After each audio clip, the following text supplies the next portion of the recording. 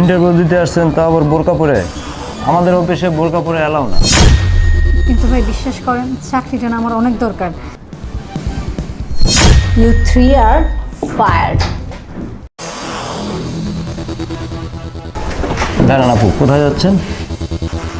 ভাই ভেতরে একটা ইন্টারভিউ চলতেছে না, আমি ইন্টারভিউ দিতে আসছি। ইন্টারভিউ দিতে আসছেন তা আবার বোরকা পরে? আমাদের অফিসে বোরকা পরে এলাও না। কিন্তু ভাই বিশ্বাস করেন চাকরিটা না আমার অনেক দরকার। এই চাকরিটা না পাইলে আমার না খেয়ে মরতে হবে। প্লিজ ভাই আমার একটু ভিতরে ঢুকতে দেন। দেখেন, আপনার চাকরি না হলে আমার কিছু করার নেই, কারণ বোরকা পরে স্যারেরা ভিতরে ঢুকতে দিলে আমার চাকরি থাকবে না। ভাই দাঁড়ান একটা মিনিট।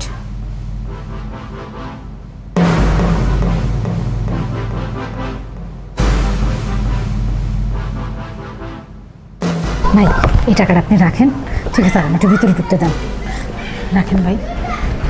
আচ্ছা ঠিক আছে, যান অফিসে।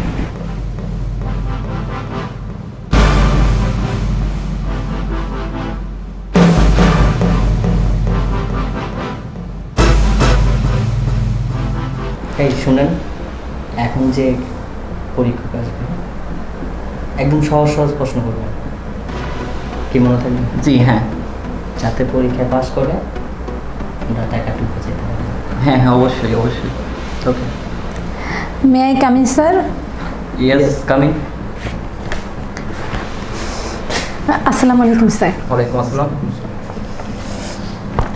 স্যার আমার সার্টিফিকেট।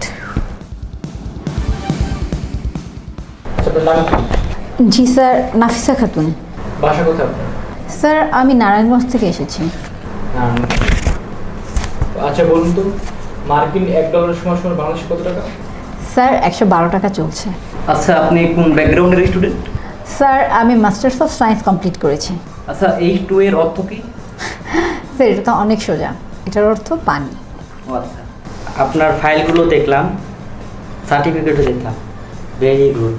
থ্যাংক ইউ স্যার, আপনাদের দোয়ায়। হচ্ছে আমাদের এখানে হচ্ছে মাল্টিনেশনাল কোম্পানি, আপনি যে বোরকা পরে আসলেন এটা তো আমাদের অ্যাকসেপ্টেবল না। স্যার এটা কেমন কথা? আপনারা আমাকে আমার কাজ দেখে জাজ করবেন। আমি কি পড়ছি এটা না, আমি যে কাজটা করছি সেটা আপনাদের কোম্পানির জন্য উপযুক্ত কিনা আপনারা সেটা দেখবেন, তাই না? আচ্ছা যাই হোক, আপনার রেজাল্ট ভালো, আপনার রিটেন ভালো হয়েছে, ভাইবাও ভালো হচ্ছে। এখন হচ্ছে আমাদের মাল্টিনেশনাল কোম্পানির কিছু একটা লজিক আছে, যেটা হচ্ছে আমাদের একটা গিভ অ্যান্ড টেকের ব্যাপার সেপার আছে। যেমন? আমাদের হচ্ছে 100 ক্যান্ডিডেট, তার মধ্যে হচ্ছে 5টা পোস্ট ফাঁকা। ওখানে আপনাকে যদি আমরা অ্যাপ্রুভাল করতে চাই, আমাদের রেফারেন্স লাগবে, সুপারিশ লাগবে, অনেক কিছু লাগবে। তার জন্য যদি চা পানি খাওয়ার জন্য যদি আমাদের কিছু দিতেন, বেশি না, অলমোস্ট 10 লাখ টাকা। স্যার এটা কোন ধরনের কথা? মানে আপনি চা পানি খাওয়ার জন্য টাকা চাচ্ছেন? আপনি কি বুঝতে পারছেন আপনি যে টাকাটা চাচ্ছেন এটা একটা ঘুষ, মানে আপনি আমার কাছে ঘুষ চাচ্ছেন। এখন দেখেন, আপনার মতো কিন্তু আরও অনেক ভালো ভালো ক্যান্ডিডেট আছে যাদেরকে আমরা রিজেক্ট করে দিয়েছি। বাই দ্য ওয়ে স্যার, আপনাদের এখানে জন্য কয়টা পোস্ট ফাঁকা ছিল? 5টা পোস্ট। 5টা পোস্ট। আজকের পর থেকে আপনাদের এখানে 8টা পোস্ট ফাঁকা থাকবে। কীভাবে জানেন? You three are fired.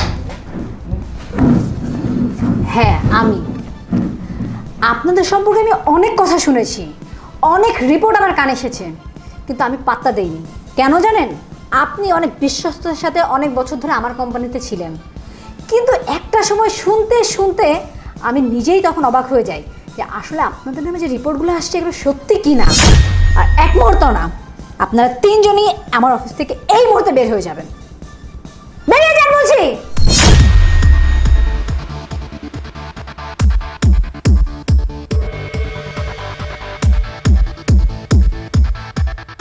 Rabiul, Rabiul.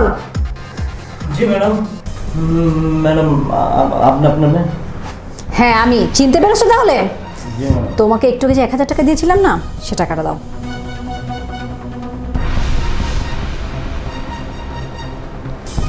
আর এই মুহূর্তে অফিস থেকে বের হয়ে যাও। আজকের পর থেকে তোমাকে আর অফিসে আসতে হবে না, বের হয়ে যাও। ম্যাডাম ভুল হয়ে গেছে, ক্ষমা করে দেন ম্যাডাম। তুমি যে কাজটা করেছো না সেটার কোনো ক্ষমা নেই, অ্যাটলিস্ট আমার চোখে নেই। কারণ যেসব লোক ঘুষ নেয় সেসব লোকের জায়গা আমার অফিসে নেই। বের হয়ে যাও, এক্ষুনি বের হয়ে যাও। ম্যাডাম আর হবে না ম্যাডাম। তুমি কি চাও আমি তোমাকে পুলিশে দেই? পুলিশে দেওয়ার আগে এই অফিস থেকে বের হয়ে যাও।